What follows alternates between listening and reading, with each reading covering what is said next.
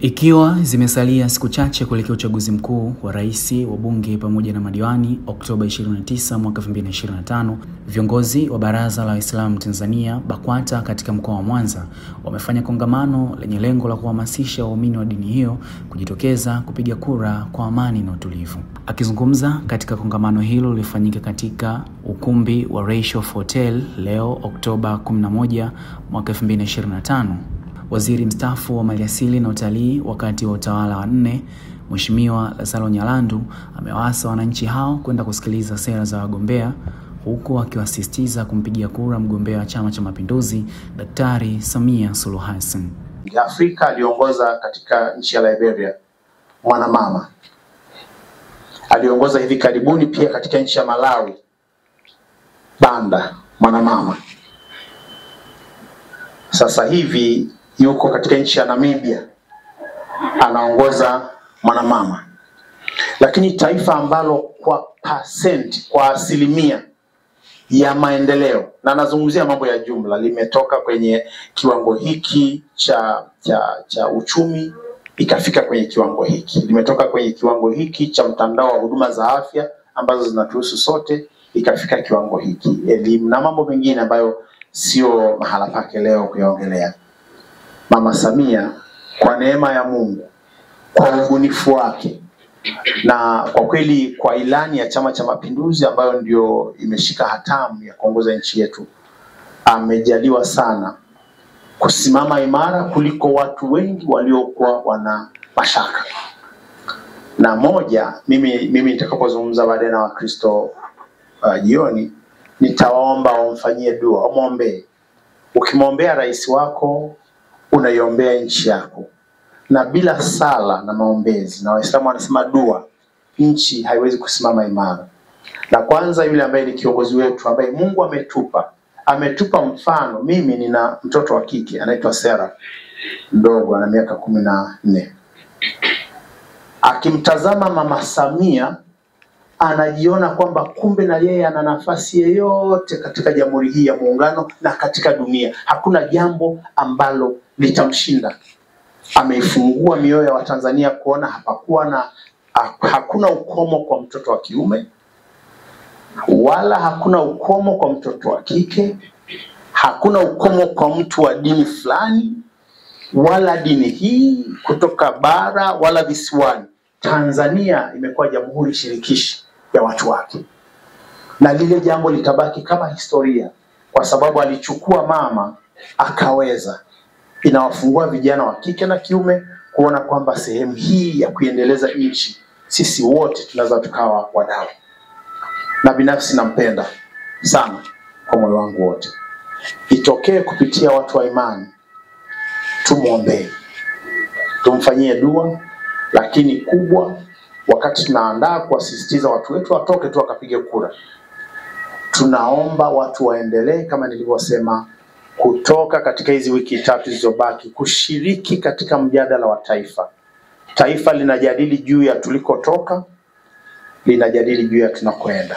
Naye Shehe wa mkoa wa Mwanza Alhaj Hassan Kabeke amewataka waumini wa dini hiyo kutochagua viongozi kulingana kwa kuangalia dini, rangi, kabila au ukanda, bali kuzingatia utendaji wao, huku akiwataka kuheshimu wanawake kwa madai kuwa maagizo hayo yapo katika vitabu vya dini.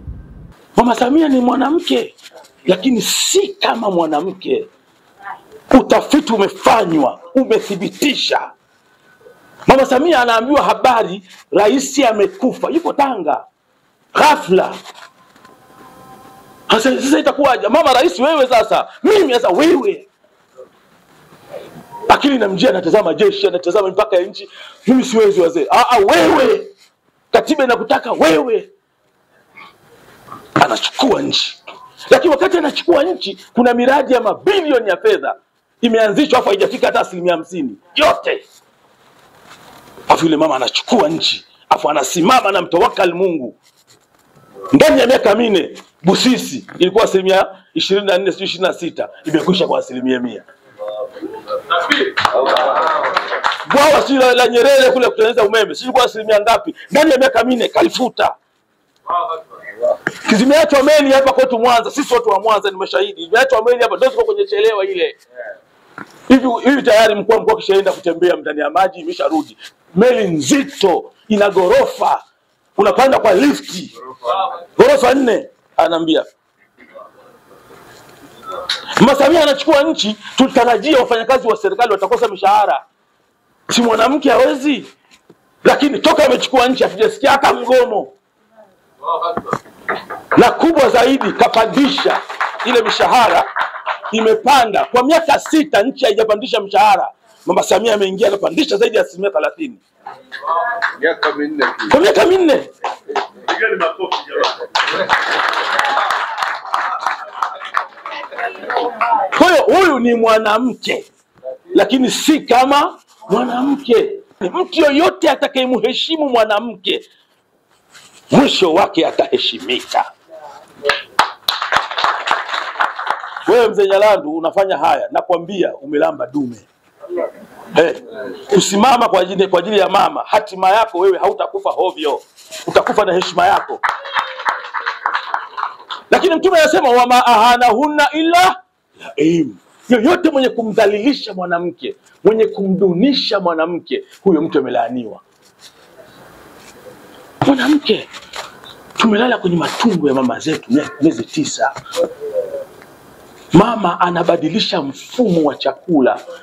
Kuna mama kwenye mimba hali chakula cha kawaida, anataka udongo wewe ukiwa tumboni. Kuna mama kwenye kipindi cha mimba alikuwa hali malimawe, anakula malimawe. Kuna mama kwenye kipindi cha mimba alikuwa hawezi kula mgagani, sasa anaanza kula mgagani. Mama mpaka Mtume akasema aljannatu tahta aqdami ummahat. Pepo ya Mungu, uzima wa milele, ili uende paradiso lazima umheshimu mama. Naye mkuu wa mkoa wa Mwanza Mheshimiwa Said Mtanda amewataka Waislamu kupuuza chokochoko za baadhi ya watu ambao hawalitakii mema taifa la Tanzania. Kwa hiyo na rais wetu hivi karibuni ana msemo mzuri anaosema kipindi kama hiki kuna watu huwa wanaamua kuwachokoza watu wengine. Kwa mfano makundi mbalimbali, awe mvuvi anamchokoza huyu. Sasa yeye huwa anawaambia watu kwamba kila kundi lisichokozeke. Kama ni Waislamu wakichokozwa wasichokozeke. Kama ni Wakristo wasichokozeke. Kama ni wafugaji wasichokozeke. Kwa sababu kipindi kama hiki ni kipindi ambacho wako watu wanatoa lugha ambazo sio sawasawa, lugha za kuudhi, lugha za kuchochea. Sasa rais wetu anatutaka sisi wote tusichokozeke. Mimi mkuu wa mkoa nisipochokozeka, shehe wa mkoa asipochokozeka, wewe Nyalandu usipochokozeka, maana yake wale waleta chokochoko hizo wataona hawa watu ni watu wako kitu kimoja. Takbir.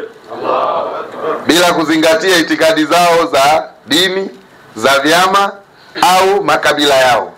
Tanzania ni nchi moja. Kwa hiyo sisi Waislamu tuna dawa kubwa kabisa inayoitwa subira. Subira ndio kila kitu. Hata wanaokuchokoza lazima hii aspect ya subira uiweze kuiweka mstari wa mbele. Kwa hiyo ni muhimu sana. Sasa sisi kumsaidia mama katika kufanikisha azma ya ushindi wa kishindo ni kuendeleza tu maombi yaliyo makubwa, kwa maana mama tu mwenyewe ni lango la maarifa, mama ni falsafa, mama ni taasisi. Kwa hiyo kulingana na wingi, hata sensa inasema wanawake ni wengi. Sasa sisi tutaendeleza tu yale ambayo tunastahili kuifanyia jinsi ya kwetu ya kike, alafu kuionyesha tu kwamba huwa ina nguvu na itasimama kama ambavyo inatakiwa isimame. Na ikisimama yenyewe huwa ndo kila kitu kinakuwa sawa, amani huwa inakuwepo, kila kitu kinakuwepo. Na ni watu wanakiri tu kimoyomoyo na wanataka tu wasiamini kwamba haya yanatokana na mwanamke. Lakini kiasili mwanamke ni falsafa nzima na ndio mtazamo mzima, na jamii nzima ili ikae kwa salama ni mwanamke aamue kuwa tu ametulia. Sasa na madhali kichwa cha yule mama kimetulia, miujiza mingi inakuja mbele. Kwa hiyo sisi tumsupport kwa namna yoyote ambao sisi tunaiweza, na tuendelee katika haya mambo.